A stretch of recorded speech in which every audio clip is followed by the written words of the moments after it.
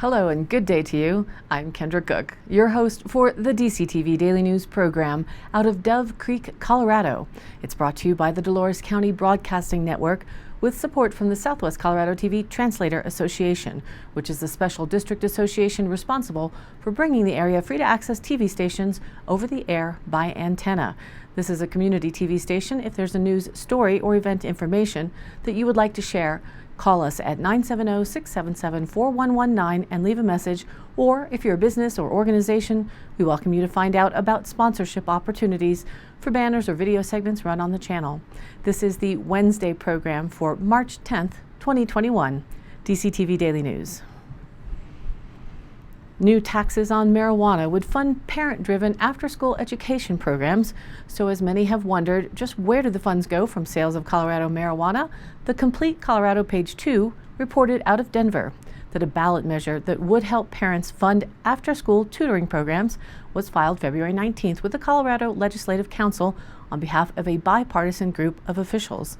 The Learning Enrichment and Academic Progress Program would give parents access to an education savings account that they could use to purchase supplemental education services, materials, or special need therapies with any provider, public, private, or religious. The program would be funded by a new 5% tax on retail marijuana sales. That begins on January 1st, 2022. The initial distribution of grant money would begin in 2022 with full rollout in 2023. According to the document on the Legislative Council's website, the program will provide consistent and reliable access to learning opportunities for all of Colorado's children and youth outside of their regular school schedules. The program would help parents pay for such things as tutoring and supplemental academic instruction in core subject areas such as reading, math, science, and writing. It would also target special needs children, access to mental, physical, and emotional health counseling, English language learners, access to learning materials, and programs no longer offered in schools such as music, dance, arts, and career and technical education training.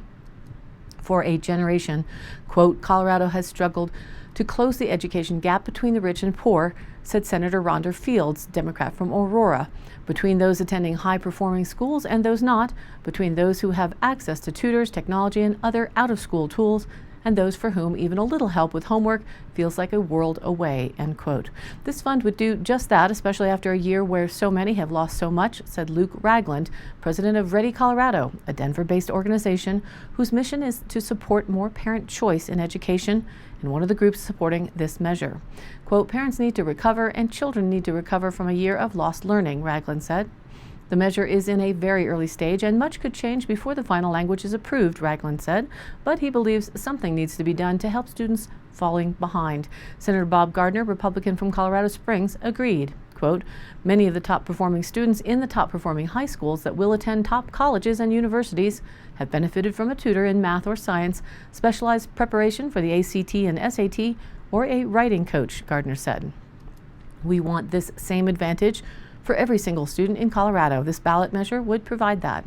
Families will have complete control over choosing programs and activities they believe are a best fit for their children. In addition to the marijuana tax increase, a portion of the revenue collected through existing severance taxes will be diverted to the new program. Under the organizational plan, the new program would not be an agency of state government or guided or directed by any agency of state government. It would have its own board of directors and administer the program independently. Low-income families, which the measure defines in 3 categories, would have priority, and it would be the first education choice program of its type in the country.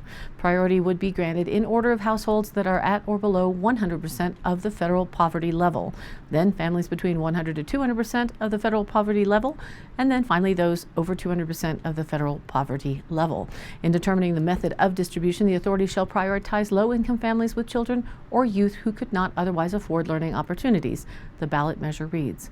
The authority might place an additional priority on those eligible children who are not proficient at grade level in reading, math, or other core academic areas, or who have special educational, physical, or emotional needs or disabilities.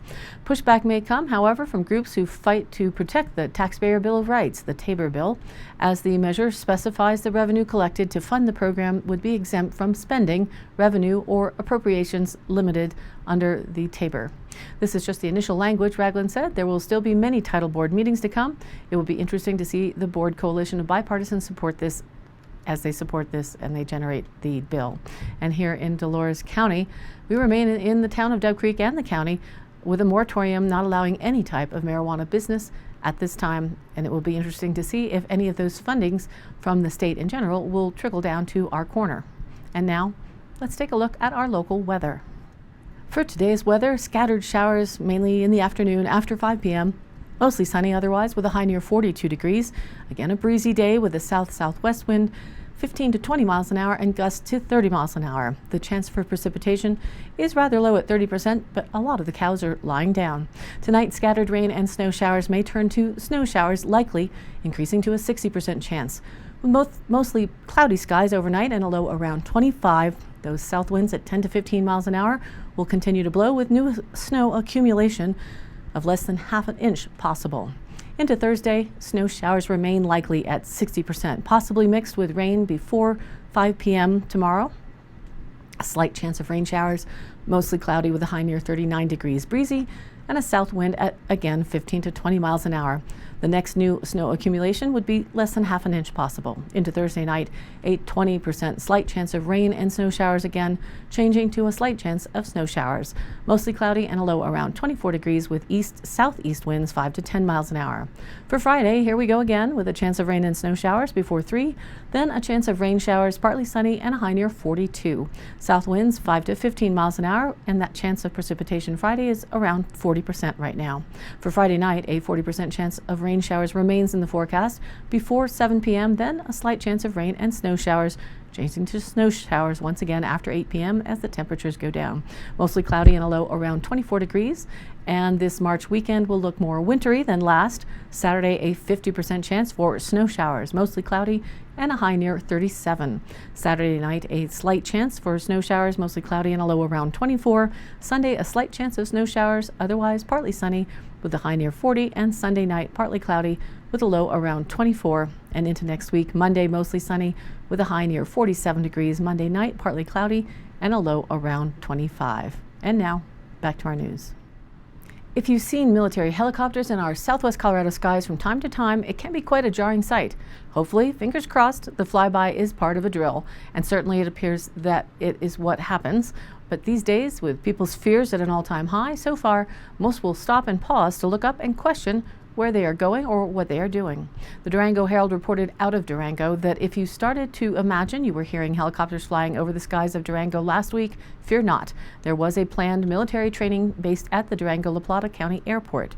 Aviation Director Tony Vicari said it's rather common military or other government agencies will conduct high-altitude trainings based at the Durango Airport, which sits around 6,660 feet in elevation. Plus, the mountains to the north reach upward of 14,000 feet, Vicari said. Last week, there was some military government folks doing flight training, he said. Oftentimes, it's high-altitude training. Vicari also said he believed the training was supposed to wrap up on Monday or Tuesday of this week. The Durango Airport is part of the National Airspace System, a network of the U.S.'s airspace, as well as navigation facilities, equipment, and services, including airports and landing areas. As a result, the airport can be used by any entity, Vicari said, including the military. For the most part, the military does not need to plan or coordinate with the airport, Vicari said. Quote, "I never know what they're doing unless I walk down there myself." Usually, military groups come from the Kirtland Air Force Base in Albuquerque, the Peterson Air Force Base out of Colorado Springs, or the Buckley Air Force Base outside of Denver, Vicari said. On top of high-altitude training, sometimes military practices touch-and-go landings when a pilot lands on a runway and takes off again without coming to a full stop. Or military stops can be as simple as landing to refuel during cross-country travel. It's across the map, Vicari said. At least we can identify what the flying objects are. The increase in unidentified objects, or UAP, unidentified aerial phenomenon, seems to be ever increasing, with the federal government promising to release or disclose information on what they have been investigating and seeing all of these years, potentially within the first 6 months of 2021. So stay tuned.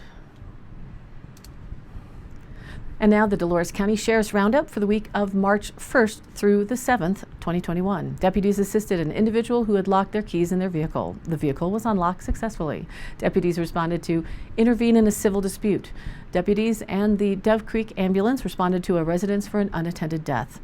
Dolores County deputies responded to assist the San Miguel Sheriff's Office for a call in the Egner area. The deputies took a report of a stolen vehicle. There was a total of 1 accident, 4 ambulance calls, 2 transports, 31 traffic contacts with 20 citations, 1 search and rescue, 3 animal complaints assisted with other agencies on 5 incidents, 2 civil rights papers served, 4 controlled burns, 12 miscellaneous requests for service, 2 motor assists, 1 welfare check, and 3 VIN inspections for a total of 120 calls handled by dispatch. And to catch this program online, visit our Facebook page, which is DCTV Daily News, or also online on YouTube. Both you can follow or subscribe to easily and join in on the conversation. This is your local community TV station, so if there's something you'd like to share, event promotion, news tips, etc., contact us. The email is dcbnnews@gmail.com, or you can call the station, leave a message for me at 970-677-4119. Thanks for tuning in to DCTV Daily News. If you like the program, please do like and follow us on Facebook and share it with your friends and family. This has been a production of DCTV for the DCTV Daily News program out of Dove Creek, Colorado, USA. I'm Kendra Cook. Be well and keep thinking for yourself.